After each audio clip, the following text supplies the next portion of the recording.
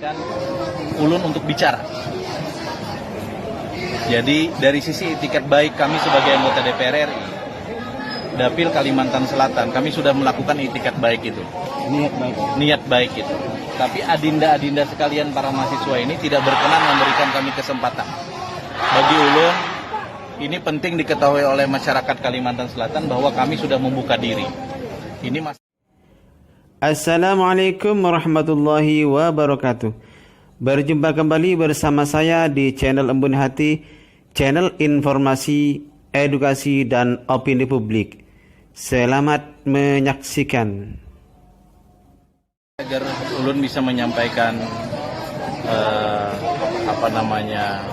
argumentasi kenapa RUU Cipta Kerja ini kami sahkan di DPR RI. Karena ulun pikir tidak ada yang lebih absah untuk menjelaskan ini selain kami anggota DPR. Aksi yang dilakukan hari ini itu sebetulnya tertujukan kepada kami anggota DPR. Tapi ulun jujur, ulun sudah nunggu lebih dari 45 menit, masa ini tidak mengizinkan ulun untuk bicara. Jadi dari sisi etiket baik kami sebagai anggota DPR RI, Dapil Kalimantan Selatan, kami sudah melakukan etiket baik itu. Niat baik itu. Tapi adinda-adinda sekalian para mahasiswa ini tidak berkenan memberikan kami kesempatan. Bagi ulun, ini penting diketahui oleh masyarakat Kalimantan Selatan bahwa kami sudah membuka diri. Ini masa reses, ulun sudah berada di Kalsel dan ulun siap untuk berdiskusi dan menyampaikan apa itu persoalan RUU Cipta Kerja. Termasuk kenapa RUU ini harus kami sahkan. Bahwa ada pasal maupun ayat yang menjadi kritik baik oleh masyarakat maupun mahasiswa terkait dengan RUU Cipta Kerja ini, mari sampaikan dan mari kita kaji secara intelektual dengan cara dialogis yang benar dan baik. Dan ulun sebagai anggota DPR RI Dapil Kalsel akan siap memperjuangkan revisi rancangan Undang-Undang Cipta Kerja ini. Biarlah rancangan undang-undang ini disahkan dulu karena memang sudah kami paripurnakan. Sekarang bolanya ada di Presiden. Setelah itu kemudian berbagai macam revisi siap kita kemudian lakukan kembali. Ini DPR membuka diri terkait dengan itu dan merevisi satu undang-undang itu bukan sesuatu yang haram. Sesuatu yang memungkinkan dalam proses legislasi nasional. Tadi juga sudah menyampaikan ke masyarakat, kawan-kawan ini kan untuk mereka. Sudah, tapi belum diizinkan. Katanya ini panggungnya mahasiswa.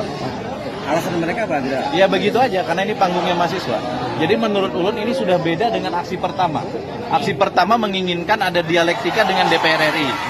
Kala itu DPR RI tidak ada, karena memang kami belum reses pada saat itu. Nah sekarang ulun datang ke sini tanpa diundang. Ulun ingin membuka diri, dialog dengan teman-teman, tapi ulun nggak dikasih. Jadi ini aja yang mungkin biar dipahami oleh semua pihak yang ada di sini bahwa kita tidak menutup diri. Tapi justru aksi pada hari ini mari kita kontrol bersama agar aksi ini justru bukan menjadi panggung tanpa pesan.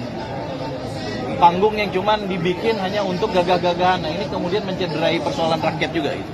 Dan kira gitu ya. Makasih. Pak, kalau revisi memungkinkan dengan waktu yang sesingkat itu? Bukan, undang-undang ini kan disahkan. Jadi pilihannya cuma dua. Judicial review pada satu pihak ke Mahkamah Konstitusi, atau kalau mau lewat kami lagi, kami membuka diri untuk revisi. Tetapi tolong baca dulu undang-undangnya.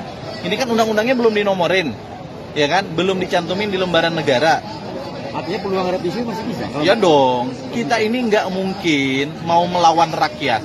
Tapi tolong rakyat baca dulu undang-undangnya. Pahami dulu ya. Nah iya kan belum ditandatangani presiden, Bos. Belum dicantumin di lembaran negara. Jadi gini, proses pembuatan RUU itu setelah dibahas bersama antara pemerintah dan DPR, ya kan, kemudian diparipurnakan di DPR, dikirim ke presiden.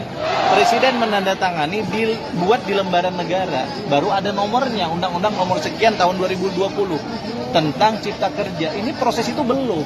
Setelah itu dilakukan, maka pilihannya dua. Satu, judicial review, atau kita revisi kembali melalui pemerintah dan DPR. Saya kira Presiden sudah menegaskan itu kok. Diminta kepada semua provinsi di Indonesia untuk menginventarisir masalah yang mana pasal dan ayat yang bermasalah. Tetapi basis kita intelektual. Jangan asal ngomong bahwa RUU ini harus ditolak.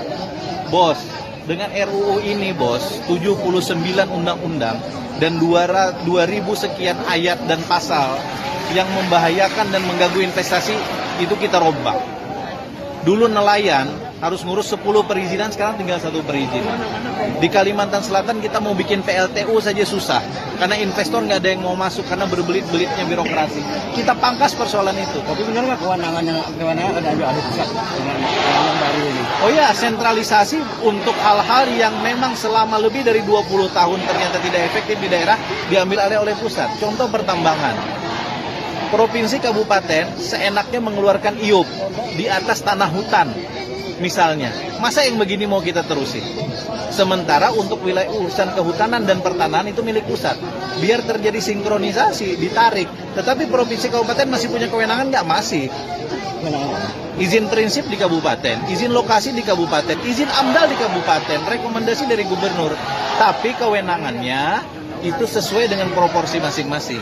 Jadi saran ulun, mari kita baca RUU-nya baik-baik, kita berdebat berbasis intelektual, dan ulun siap mewakili 11 anggota DPR RI yang lain untuk mari kita berdebat secara intelektual. Begitu Pak, DPR RI meminta salinan RUU, mari mereka rapat tadi. Itu yang excuse. Jadi sebelum dikasih nomor, mestinya nggak usah dikasih. Kalau yang draft yang berbagai versi itu gimana Ya itu kan draft di pembahasan balik, berubah-ubah di balik karena sekarang teknologi digital terlalu mudah. Ada kadang anggota balik baru bahas share, dikirim kemana-mana, nanti bahas lagi besok di share lagi gitu. Jadi itu persoalan menurut ulun, persoalan miss dalam konteks nge-share aja. Tapi bahwa itu sudah fix, sudah, dan sekarang bolanya ada di tangan presiden tanda tangan dan dikasih nomor. Jadi ada revisi soal tangan presiden? Ya nggak boleh dong, nggak boleh. Tapi kan disebut katanya.